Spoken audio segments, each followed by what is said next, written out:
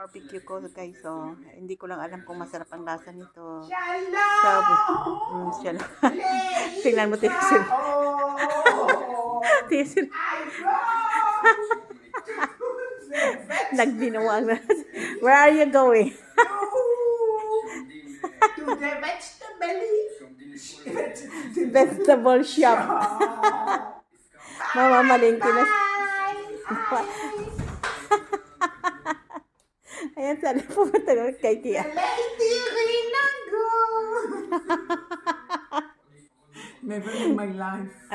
Ken, you never do, hindi daw niya naranasan mamalengke na, na hila-hila yung agala.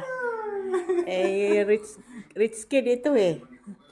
You have money, Bill. That's why your family have money. That's why you don't experience going to the shop with agala. May kaya ito sila eh.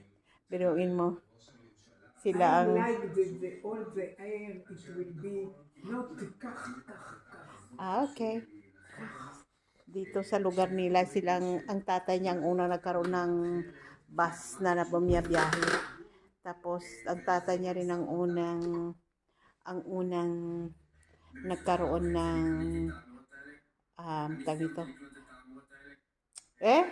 Ng gas station at saka nagtitinda sila ng gas, yung petrol ba sa atin? Hindi. Basta nagtitinda sila ng ano.